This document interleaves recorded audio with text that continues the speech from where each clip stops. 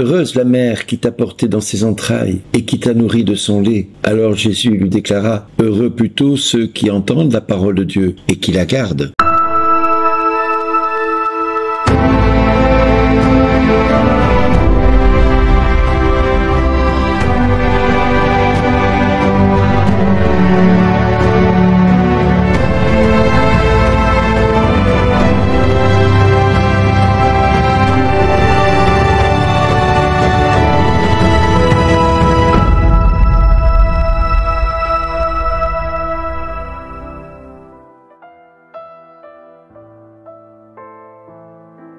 Bonjour les amis, cet évangile toujours très court pour l'Église a toujours fait beaucoup parler cependant.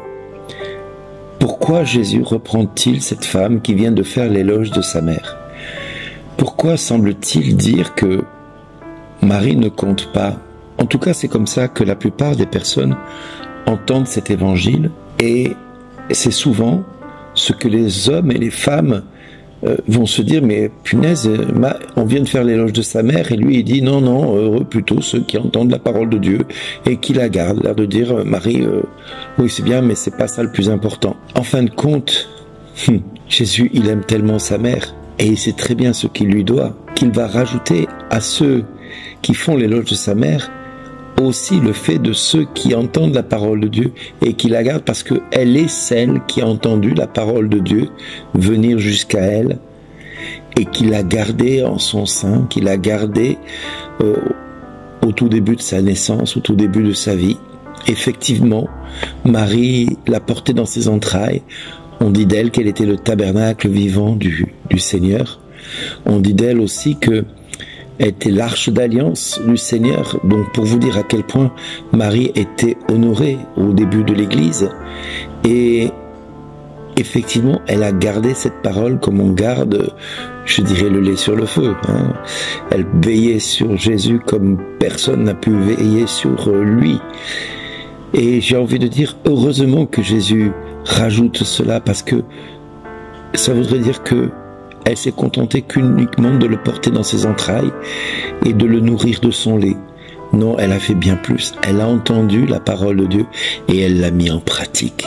Elle l'a gardé dans son cœur. Elle l'a médité dans son cœur. Chaque fois que Jésus parlait, c'était Dieu qui parlait et elle ne pouvait rien faire d'autre que de garder dans le secret de son cœur tout ce que Jésus disait. Et elle méditait dans son cœur cette parole comme étant une parole de vie, une parole d'espérance, à la fois pour le monde mais également pour elle. Alors, voir Marie comme Jésus la voit maintenant, vous allez pouvoir vous aussi la voir ainsi. Quelquefois, on me demande si les chrétiens croient à ce qu'on appelle la prédestination, comme certaines religions peuvent y prétendre et y croire. C'est-à-dire, c'est mon karma, c'est comme ça que je dois vivre ceci ou cela. Il n'y a pas de karma avec les chrétiens. Non, nous croyons que Dieu prépare notre vie, il prépare notre chemin, notre bonheur éternel. Ça, c'est une évidence. Mais Dieu veut que nous soyons totalement heureux, tout en étant fortunés, bienheureux, mais également que nous soyons totalement libres de choisir le chemin que nous voulons emprunter. Il nous prépare quelque part l'éternité avec cette liberté que seul Dieu peut être capable de donner. C'est ce qui fait la différence avec les autres religions où Dieu est souvent un Dieu qui va devoir rendre des comptes. Je prends l'exemple de l'islam. Si vous ne faites pas certaines choses, vous êtes condamné à périr parce que voilà, le Dieu est un Dieu qui est punisseur d'abord et pas un Dieu qui est amour. Et c'est cela la différence avec la foi chrétienne. Prenons bien conscience de la fréquence de ces paroles et de ces enseignements de Jésus. Quand il dit bienheureux, bienheureux, bienheureux, heureux êtes-vous, heureux, bienheureux les pauvres, bienheureux les miséricordieux, ceux qui ont faim et soif de la justice, heureux ceux qui croient sans avoir vu, etc., etc. Dieu veut notre bonheur. C'est un bonheur qui commence déjà en ce monde, bien que parfois les chemins qui nous conduisent à la vie éternelle ne sont pas remplis de richesse, ni de pouvoir, ni de succès facile. Mais le bonheur ici-bas, c'est celui d'accueillir l'amour du pauvre comme Jésus a su le faire, l'amour du humble, oui, humble de celui qui est dans l'attente, humble de celui qui sait que Dieu va le bénir, va le combler, humble de savoir que tout vient de Dieu. Tout est pour Dieu et tout va retourner vers Dieu. Et donc c'est une joie que d'accueillir avec humilité cet amour qui est dépendant de Dieu, dépendant de l'amour de Dieu. Et si nous nous rappelons un petit peu la foi chrétienne, un petit peu ce qu'elle a pu méditer au long des siècles et nous inviter à croire, eh bien la foi chrétienne est un pèlerinage sur terre. La foi chrétienne nous conduit à aller plus loin, plus haut, à rechercher toujours le Christ et à chercher sa volonté dans notre quotidien. Il s'agit d'un bonheur qui est encore plus grand que la joie de vivre quelque part. Il s'agit d'un bonheur qui est bien plus puissant que tout ce que nous pourrions demander ou posséder dans ce monde. Non, la vie heureuse avec le Christ ne dépend pas de ce que nous allons avoir et de ce que nous allons vivre, mais de connaître le Christ. Le bonheur ne dépend pas de ce que nous allons pouvoir recevoir dans notre monde ici-bas, mais plutôt de ce que nous allons être pour Dieu dans son cœur. C'est ça notre joie. Et notre joie ne peut pas être ailleurs que en Dieu. Et c'est ce que Marie a essayé de nous faire comprendre depuis des siècles en nous présentant son Fils, en nous montrant son Fils et en nous invitant à aller vers lui. Marie est la mère de Jésus.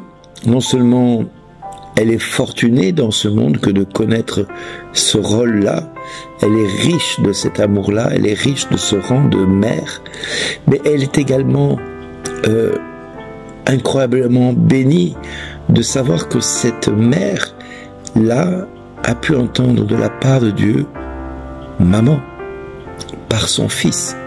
Donc elle est à la fois bien heureuse d'être mère et d'avoir un fils comme Dieu. Je ne sais pas si vous vous imaginez de la grâce. Et cette mère a été capable de l'accueillir dans ses bras, déjà de le mettre au monde, de le porter pendant 9 mois et de le mettre au monde, de le tenir dans ses bras au tout début de sa vie, de le changer dès qu'il faisait pipi ou caca, parce que Jésus a fait comme nous, pipi ou caca.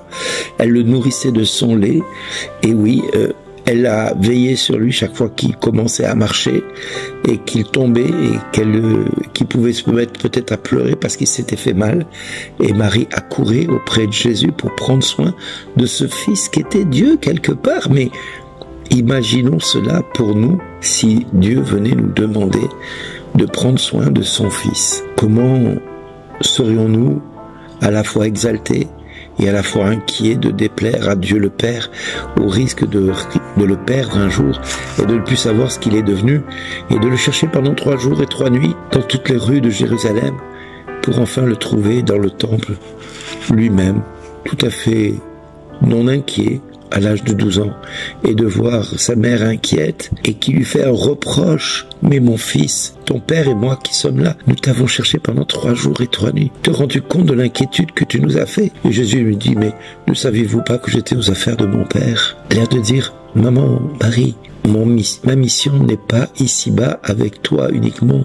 Je suis là pour faire la volonté de mon Père. Tu devrais le savoir. Toi qui as entendu l'ange Gabriel te dire « Tu porteras le Fils du Très-Haut. Tu mettras au monde un fils et tu lui donneras le nom de Jésus, d'Emmanuel. » Et nous voyons là, ici, dans notre cœur, cette inquiétude qu'une mère peut avoir pour un fils tel que Marie a pu l'avoir maintes et maintes fois pour Jésus. Alors oui, Jésus ne reprend pas cette femme qui vient de faire l'éloge de Marie, mais au contraire l'agrémente de quelque chose de plus, en disant, bah oui, elle a été capable de le faire, et elle est bien heureuse quelque part à cause de ça. C'est en ce sens-là qu'il faut lire cet évangile. Ce n'est pas dans le sens du dénigrement de la part de Jésus. Ce serait proprement ingrat de la part de Jésus, sachant que cette femme a risqué sa vie au tout début, en le portant dans son sein, en l'attendant pendant quelques mois et en revenant de chez sa cousine et découvrant Joseph qui était inquiet de voir Marie enceinte sans avoir touché à elle, et là de devoir croire que c'était l'opération du Saint-Esprit qui faisait que Marie était enceinte et non pas parce qu'elle avait fauté. Donc vous voyez, cette vie que Marie a été capable de vivre est une vie exemplaire, une vie unique, et qui aujourd'hui peut nous conduire à notre tour de se dire, plutôt que de chercher le bonheur ici-bas, cherchons en Marie l'exemple de vie que nous devrions avoir dans ce monde. Le créateur de l'homme, qui était Jésus, est né de la race humaine lui aussi. Quelque part, il devait choisir pour lui-même, et entre toutes, la seule femme qui pouvait lui convenir. et lui plaire. Ça, c'est une certitude. Et donc, nous pouvons à notre tour nous réjouir de voir que Marie fait de même avec nous en venant nous chercher et en nous choisissant parmi tous les enfants du monde et en faisant de nous son enfant. Combien de personnes me disent qu'ils sont venus à Jésus grâce à Marie? Elles sont innombrables parce que Marie va chercher les enfants du bon Dieu là où ils sont perdus. Je pense à Serge Abad Gallardo qui, en entendant le chapelet à Lourdes sur sa radio de voiture, s'est converti instantanément. Je pense à cette sœur Laura qui est allée un jour prier sur la tombe de Jean-Paul II alors qu'elle était musulmane et elle a découvert l'amour de Marie sur la tombe de Jean-Paul II. Et aujourd'hui, Marie est tout pour elle, etc., etc. Et donc, c'est ça qu'il faut retenir. Marie est heureuse d'avoir porté Jésus, de l'avoir nourri, mais elle est heureuse parce qu'elle aussi, elle entend la parole de Dieu, elle la garde dans son cœur et elle nous invite à faire de même à notre tour. Voilà ce que Marie attend de chacun de nous, que nous recevions Jésus dans notre cœur, que nous l'écoutions et que nous fassions ce que Jésus nous demande de faire au sein de sa parole. Parce que c'est avec cela, et uniquement avec cette grâce-là qui nous est proposée, que nous pourrons demain espérer contre tout désespoir, croire contre toute inquiétude, et vivre contre tout esprit de mort autour de nous.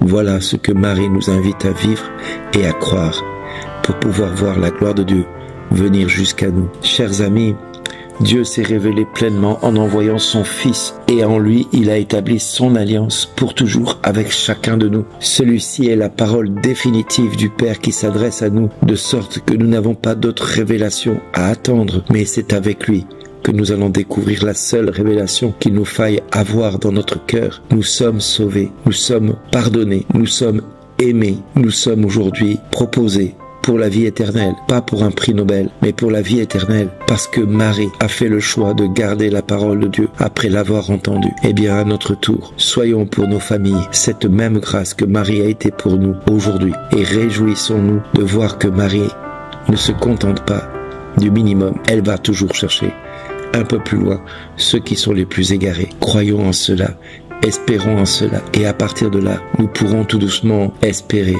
et aller plus loin. Chers amis, célébrons en ce jour notre Mère, notre Reine du ciel. Soyons sûrs que notre Seigneur ne fera pas défaut. Amen. Seigneur Jésus, aie compassion de la France. Daigne l'étreindre dans ton amour et lui en montrer toute ta tendresse. Fais que, remplie d'amour pour toi, elle contribue à te faire aimer de toutes les nations de la terre. Ô amour de Jésus, nous prenons ici l'engagement de te rester fidèle et de travailler d'un cœur ardent à répandre ton règne dans tout l'univers. Amen. Merci d'exister.